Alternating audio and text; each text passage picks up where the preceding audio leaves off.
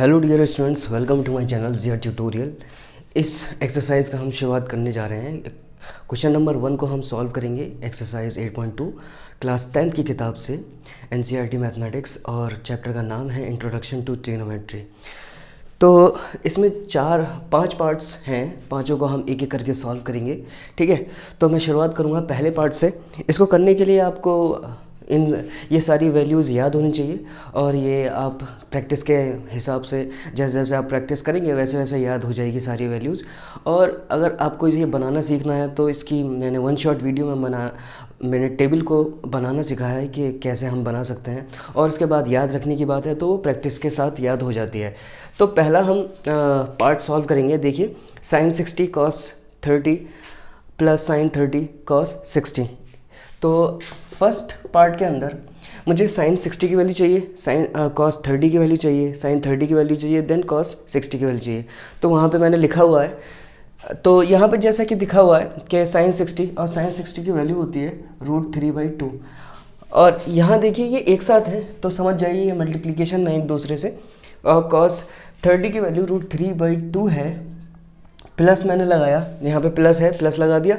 sin 30 की value आप देखेंगे तो टेबल में हाफ होती है, इनटू cos 60 की वैल्यू भी हाफ होती है। तो जब मैं इसको सॉल्व करूँगा √3 क्या हो जाता है, 3 हो जाता है, एंड 2 2 ज़ा 4 प्लस 1 1 ज़ा 1 एंड 2 2 ज़ा 4। और ये सिंपली क्या होंगे, एलसीएम लेकर ये इस तरीके से ऐड हो जाएंगे, एंड 4/4 क्या होता है 1। यानी पहला वाला पार्ट हमारा कुछ 1 के बराबर आ जाएगा। तो ये सिंपल सा था। उसके बाद हम सेकंड पार्ट देखेंगे। सेकंड पार्ट में हमें दिया गया है 10 square 42 into 10 square 45 cos square 30 sin square 60। तो एज इट इज़ ये वैल्यूज़ हैं। तो देखो मुझे पता है 2 10 स्क्वायर 30 का मतलब क्या है, 45 का मतलब है 2 इंटू 10 स्क्वायर 45, यानी 45 की वैल्यू पे मैं स्क्वायर लगा दूंगा। तो 10 45 हमारा 1 के बराबर होता है, इंटू तो 10 स्क्वायर है तो स्क्वायर लगा दिया, और प्लस देखो cos 30 है और फिर स्क्वायर है, cos स्क्वायर 30 मतलब cos 30 की वैल्यू होती है √3/2, और मैं इस पर स्क्वायर लगा दूंगा। फिर माइनस यहाँ पे sin स्क्वायर 60 है, तो sin 60 की वैल्यू होती है √3/2, और स्क्वायर कह रहे हैं तो स्क्वायर लगा दीजिए। ठीक है, अब देखिए 1 का स्क्वायर 1 होता है, 2 से मल्टीप्लाई होगा तो यहाँ पे 2 ही आ जाएगा। रूट पे जब भी स्क्वायर होता है तो रूट तो कैंसिल आउट हो जाता है, मतलब रूट हट जाता है, तो 3 आ जाएगा, और 2 पर भी स्क्वायर है तो 2 2 ज़ा 4 होता है। माइनस यहाँ पे भी वही होगा सेम।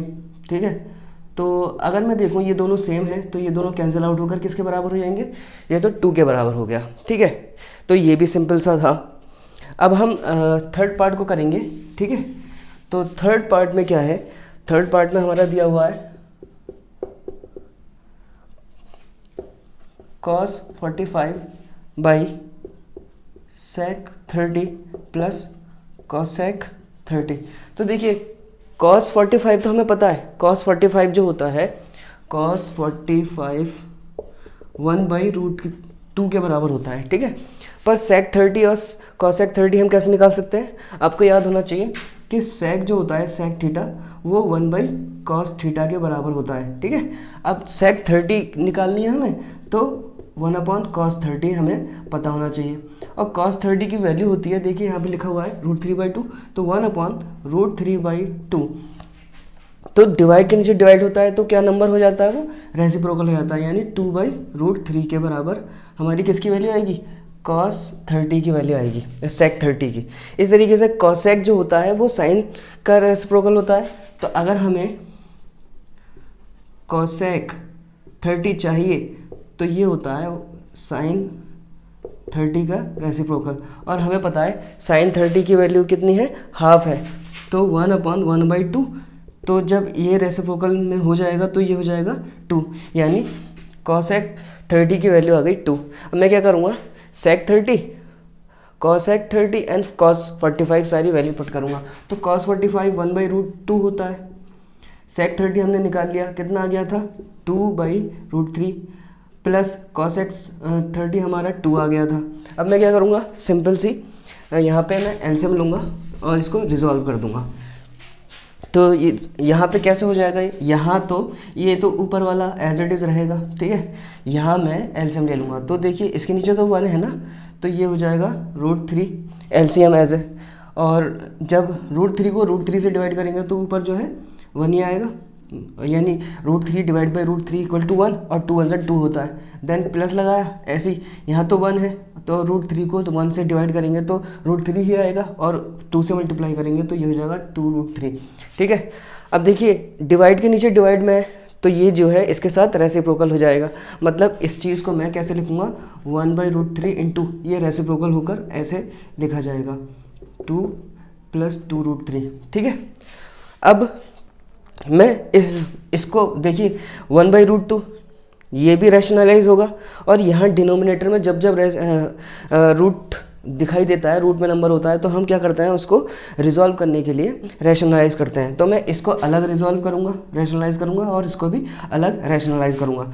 तो मैं इसको रैशनलाइज करने के लिए इस तरीके से हम क्या करते हैं, जो रूट वाला नंबर होता है उसी को हम मल्टीप्लाई कर देते हैं, तो इस तरीके से ये रैशनलाइज हो जाएगा इनटू यहाँ पे भी इसको हम रैशनलाइज करेंगे।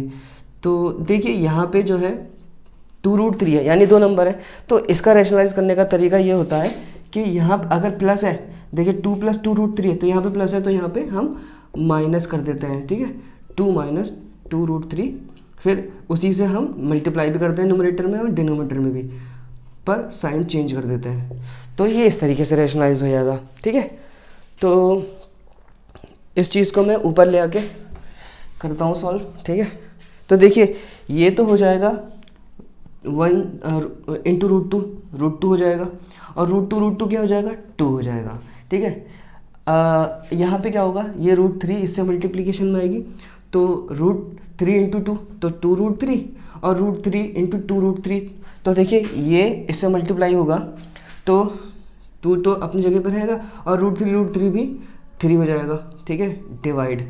यहाँ देखिए ये प्लस में a + b और a - b, तो a + b a - b क्या होता है, a² - b² होता है, ठीक है। तो ये हो जाएगा हमारा नीचे a² - b², ठीक है। अब इतना करने के बाद मैं थोड़ा इसको यहीं पे करने की कोशिश करता हूँ। तो ये तो √2/2 हो गया ये वाला, और जब इसको आगे ले जाऊँगा इंटू 2√3, और देखिए ये हो गया 2 3 = 6 डिवाइड बाई, यहाँ क्या हो जाएगा, 2 का स्क्वायर 4 होता है, 4 हो गया, माइनस यहाँ देखिए 2 पर भी स्क्वायर है, √3 पर भी स्क्वायर है, तो ये हो जाएगा 2 2 = 4, एंड √3 से स्क्वायर उसका इस √3 पे जब भी स्क्वायर होता है तो रूट हट जाता है, तो यानी 3 आ जाएगा, और ये हो जाएगा 4, यानी 4 3 हो जाएगा यहाँ पर 12, ठीक है। अब इसको फर्दर हम इसको इधर लिखने की कोशिश करता हूँ मैं।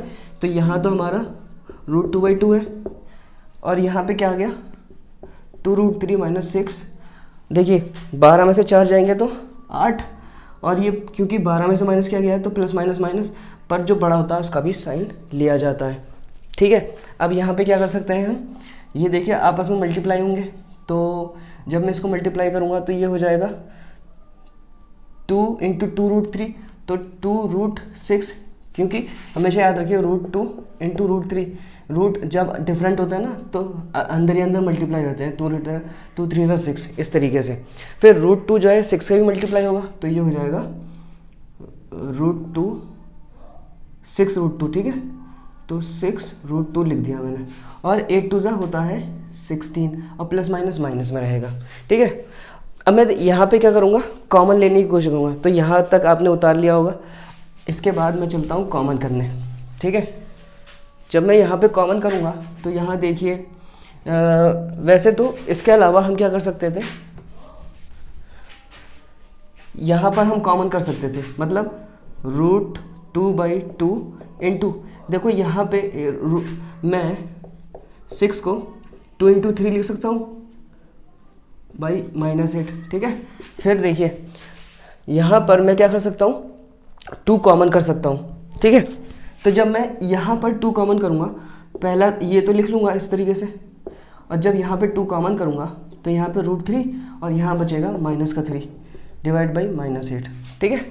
अब देखिए ये इसके साथ कैंसिल आउट हो जाएगा, अब क्या बचेगा यहाँ पर √2/, 1, यहाँ पे तो 1 बचा, इंटू √3 माइनस 3 डिवाइड बाई -8। ठीक है, इतना होने के बाद क्या करना है, हमें इसको सीधे सीधे मल्टीप्लाई कर देना है। तो √2 इंटू √3 मैंने बताया था √6 हो जाएगा, और √2 इंटू 3 तो ये हो जाएगा -3 √2 डिवाइड बाई -8। ठीक है, अब क्या करना है, यहाँ पे मैं क्या कर सकता हूँ, -8 को मैं पॉजिटिव करने के लिए इसको इंटरचेंज कर सकता हूँ, मतलब माइनस से मल्टीप्लाई कर सकता हूँ। तो यहाँ पे माइनस से मल्टीप्लाई करूँगा तो ये हो जाएगा, ये प्लस का है तो माइनस हो जाएगा, और ये प्लस का हो जाएगा 3√2 डिवाइड बाई -8। ठीक है, अब मैं क्या कर रहा हूँ, मैंने माइनस इसलिए मल्टीप्लाई करा है ताकि मैं इस 8 पर से माइनस को हटा लूँ। तो माइनस कॉमन करूँगा तो दोबारा वही कंडीशन आएगी, थोड़ी इससे अच्छा मैं यहाँ पे कॉमन कर लेता हूँ। इसको मैं इंटरचेंज करके लिखूँ अगर, तो इस तरीके से लिख सकता हूँ मैं। ठीक है, और यहाँ से माइनस कॉमन करूँगा तो याद रखें हमेशा जब भी माइनस कॉमन करते हैं तो अंदर की तरफ जो नंबर्स होते हैं उनका सिंबल बदल जाता है। तो देखिए ये माइनस का था अंदर जाके प्लस हो गया, ये प्लस का था अंदर जाके माइनस हो गया, और माइनस से माइनस कैंसिल आउट हो गया। तो फाइनली हमारे पास जवाब क्या बचता है, जवाब हमारा आ गया ये। ठीक है, सो दिस इज़ आंसर। तो थोड़ा सा लेंदी था ये थर्ड पार्ट हमारा, आई होप आपको समझ में आया होगा। अब मैं बढ़ता हूँ पार्ट 4 की तरफ। ठीक है, तो पार्ट 4 को मैं सॉल्व करूँगा। पार्ट 4 हमारा है sin 30 plus tan 45 cos x 60 sec 30 plus cos 60 plus cot 45। तो देखिए sin 30 की वैल्यू तो मालूम है, हाफ होती है, tan 45 1 होता है, cos x 60 अभी निकाला था। cos x 60 क्या होता है, रेसिप्रोकल होता है sin 60 का। तो रेसिप्रोकल मतलब ये √3/2 है तो 2/√3 हो जाएगा। तो मैं फटाफट क्या करता हूँ, पार्ट 4 को सॉल्व करता हूँ और लिख लेता हूँ यहाँ पर sin 30 जो कि होता है हाफ, फिर क्या है प्लस tan 45, तो tan 45 1 होता है, और cos x 60 मतलब sin 60 का रेसिप्रोकल। तो sin 60 कितना है 2/√3, तो इसका उल्टा हो जाएगा 2/√3 हो जाएगा। ठीक है, अब देखिए ये डिवाइड में, तो डिवाइड कर लेते हैं पूरा। फिर ये sec 30 हमें पता है cos 30 का उल्टा होता है, तो cos 30 कितना है √3/2, तो ये हो जाएगा 2/√3। तो ये sec 30 हो गया। cos 60 हमें तो पता ही है, cos 60 कितना होता है, वहाँ पे लिखा हुआ है cos 60 होता है हाफ। देन cot 45 क्या होता है tan 45 का रेसिप्रोकल। तो tan 45 1 है तो cot 45 भी 1 हो जाएगा। अब मैं क्या करूँगा, इधर की तरफ अलग एलसीएम लूँगा और इधर अलग एलसीएम लूँगा। तो देखिए यहाँ हो जाएगा, यहाँ पे 2 और √3 है तो यही एज एलसीएम आएंगे। जब मैं इसको इससे डिवाइड करूँगा 2 से, तो यहाँ पे क्या बचेगा √3 बचेगा, और यहाँ तो 1 है, जहाँ मत होता है तो एलसीएम हमारा उसी से मल्टीप्लाई होता है, यानी 2√3 हो जाएगा। तो √3 को जब मैं इससे डिवाइड करूँगा √3 से तो 2 बचेगा, और 2 ऊपर से मल्टीप्लाई होगा, और 2 2 से हो जाएगा 4। यही चीज़ मैं नीचे करूँगा तो कर लेता हूँ 2√3 एंड 2√3 से डिवाइड होगा 2 हो जाएगा, 2 2 4, और यहाँ हो जाएगा √3 और यहाँ हो जाएगा 2√3। ठीक है, अब देखिए √3 क्या होते हैं, लाइक टर्म्स होते हैं। जैसे x प्लस 3x 4x लिखा जा सकता है, ऐसी मान लीजिए √3 यहाँ पर है और 3√3, तो रूट सेम है तो यहाँ पे 4√3 लिखा जाएगा। तो यही वाली चीज़ वहाँ पे करने वाला हूँ मैं। तो यहाँ √3 है, यहाँ √3 सेम है, तो ये एज अ x मान लो, यहाँ पे 2x मान लो, तो x प्लस 2x का होता है 3x, तो यहाँ पे 3√3 हो जाएगा। ठीक है, और -4 बचेगा, डिवाइड में बचेगा 2√3। ठीक है, और ऐसे यहाँ पे हो जाएगा 4 प्लस 3√3 डिवाइड बाई 2√3। तो डिवाइड के नीचे डिवाइड होता है तो क्या होता है रेसिप्रोकल हो जाता है, तो 3√3 - 4 डिवाइड बाई 2√3, और रेसिप्रोकल का मतलब क्या है, ये हो जाएगा, मतलब ये रेसिप्रोकल कर जाएगा यहाँ से 4 प्लस 3√3। ठीक है, तो देखिए ये सेम है तो ये तो कैंसिल आउट हो जाएंगे। तो हमारा बचने वाला क्या है, अब हमारा हो जाएगा, यहाँ पे बचेगा 3√3 - 4 डिवाइड में 4 प्लस 3√3। ठीक है, तो देखिए मुझे यहाँ पे नंबर सेम लग रहे हैं तो मैं कोशिश करता हूँ इनको एक जैसा करने की। तो मैं इसको 3√3 - 4 और 3√3 मतलब a plus b plus a एक ही बात है, कम्यूटेटिव प्रॉपर्टी होती है ये। तो मैं इसको इस तरीके से लिख सकता हूँ, a प्लस बी प्लस ए एक ही बात है, जब प्लस में होता है तो 3 + 4 7 आएगा, तो 4 + 3 भी तो 7 आएगा, ठीक है। तो अब मैं क्या करूँगा, जब भी डिनोमीटर में रूट वाले नंबर होते हैं तो रैशनलाइज़ किया जाता है। कैसे किया जाता है, यहाँ अगर प्लस है तो हम माइनस कर देते हैं और नंबर सेम रहता है, ठीक है। तो हमने डिनोमीटर और न्यूमरेटर में भी माइनस कर दिया। अब क्या करूँगा मैं, यहाँ देखो ये नंबर क्या है, बिल्कुल सेम है, तो a माइनस बी क्या होता है मल्टीप्लिकेशन में, a माइनस बी का होल स्क्वायर। तो इसको मैं लिख सकता हूँ 3√3 - 4 का होल स्क्वायर। और देखिए यहाँ पे क्या है, a plus b a minus b, तो a square minus b square हो जाएगा, तो a square minus b square, ठीक है। अच्छा, अब यहाँ तक पहुँचने के बाद मैं क्या करूँगा, a माइनस बी का होल स्क्वायर ओपन करूँगा, तो ये a square plus b square minus 2 × a × b। ऐसी a square minus b square क्या होगा, 3√3 का मतलब क्या है, 3 पर भी स्क्वायर है, √3 पर भी स्क्वायर है, तो 3 × 3 = 9, फिर 3 बचेगा, मतलब 3 × 3 एंड इंटू √3 मतलब 3 भी 2 टाइम आएगा, √3 भी 2 टाइम आएगा, और 4 का स्क्वायर तो हमें पता है 16 होता है, ठीक है। अब आगे चलूँगा मैं, देखो जो चीज़ ये है वही चीज़, तो इसको मैंने ओपन कर दिया है, तो देखो ये क्या हो जाएगा, 3 × 3 = 9 और √3 3 होता है, और 9 × 3 = 27 हो जाएगा। तो मैं नीचे की तरफ लिखता हूँ 27 - 16, ठीक है।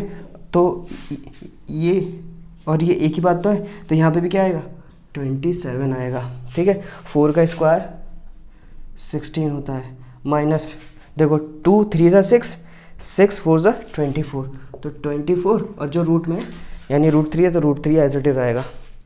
तो अब फाइनली मैं क्या करूँगा, इसका जवाब आ जाएगा, तो 27 + 16 ये होता है हमारा 43, और माइनस 24 √3, और 27 - 16 ये कितना होता है, ये होता है 11, और यही हमारा जवाब है, ठीक है। तो ये हमारा 4th पार्ट था, एंड फाइनली अब हम सॉल्व करेंगे 5th पार्ट को, ठीक है। तो इसको आपने लिख लिया होगा, नहीं तो आप रिवाइंड भी कर सकते हैं, ये YouTube का बहुत अच्छा ऑप्शन है, पीछे जाकर देख लो, ठीक है। तो अब हम फाइनली करते हैं 5th पार्ट। तो 5th पार्ट में हमारा ये है, हमें cos 60 का पता होना चाहिए, sec 30 पता होना चाहिए, tan 45। तो अब मैं क्या करूँगा, यहाँ पे ज़्यादातर सभी आइडेंटिटीज़ के अंदर सारी ट्रिग्नोमेट्री की वैल्यू में स्क्वायर है, तो 5 cos स्क्वायर 60, तो यानी 5 जो मल्टीप्लिकेशन में, और cos 60 कितना होता है, cos 60 होता है हाफ, और इसके ऊपर स्क्वायर है तो स्क्वायर लगा दिया। फिर क्या है, 4 sec स्क्वायर 30, तो यानी 4 × sec 30 क्या होगा, sec 30 जो होता है cos 30 का रेसिप्रोकल होता है, तो cos 30 हमारा ये है √3/2, तो इसका उल्टा क्या आ जाएगा 2/√3, तो 2/√3, और इस पर स्क्वायर था, स्क्वायर लगा दिया। देन tan 45 1 होता है, और स्क्वायर लगा देंगे, तो यहाँ पे आ जाएगा -1 का square divide sin square 30, sin square 30 half होता है, तो हाफ लिखा हमने, और स्क्वायर है तो स्क्वायर लगा दिया। cos स्क्वायर 30, तो cos स्क्वायर 30 कितना होता है, cos स्क्वायर 30 हमारा होता है, किधर गया, cos स्क्वायर 30 नहीं रखा मैंने, अच्छा कोई बात नहीं, cos 30 होता है, यहाँ पे लिख देता हूँ मैं, cos 30 √3/2 के बराबर होता है हमारा, ठीक है। तो यहाँ पे क्या लिखा है, cos 30 लिखा है, तो यहाँ पे लिख सकता हूँ मैं √3/2, और यहाँ पे स्क्वायर लगा देता हूँ। अब मैं क्या करूँगा, बस अब सॉल्व करना है, तो जब मैं इसका स्क्वायर ओपन करूँगा तो 1 का स्क्वायर 1 और 2 का स्क्वायर 4, प्लस 4 × 2 का स्क्वायर 4, और √3 पे स्क्वायर है तो 3 आएगा सिर्फ, और 1 का स्क्वायर 1 ही होता है, ठीक है। नीचे क्या है, यहाँ पे हो जाएगा 1 का स्क्वायर और 2 का स्क्वायर 4, प्लस √3 पे स्क्वायर है तो √3 से रूट हट जाएगा, 3 बचेगा, एंड 2 का स्क्वायर 4 होता है, ठीक है। देन 5 1 = 5/4 हो जाएगा, प्लस 4 4 = 16, ये मैंने क्या किया, ठीक है। तो 16, एक मिनट, हाँ 4 4 = 16/3 -1, और यहाँ देखो एलसीएम ले लेंगे तो 4 आएगा, और यहाँ हो जाएगा 1 और प्लस 3। आगे बढ़ेंगे तो यहाँ पे क्या एलसीएम लेंगे हम, यहाँ एलसीएम ले लेंगे। 4 3 12 होता है, तो 12 को 4 से डिवाइड करेंगे तो आ जाएगा 3, और 3 5 15 होता है। ऐसे यहाँ पे 16 आएगा -12 डिवाइड बाई, जब इसको करेंगे तो ये हो जाएगा 4 + 4, ठीक है। 1 + 3 4 आएगा डिवाइड बाई 4, तो ये तो 1 हो गया। और जिसके नीचे 1 होता है तो उसका कोई मतलब नहीं होता है। तो अभी यहाँ तक लिख लिया होगा आपने, मैं इसको रब कर देता हूँ यहाँ तक।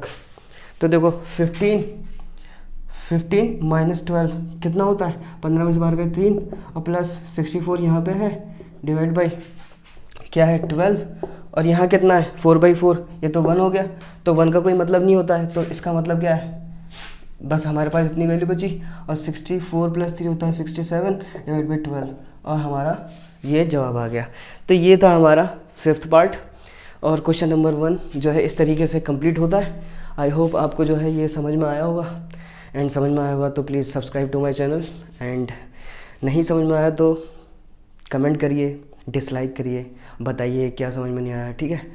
Thanks for watching my videos.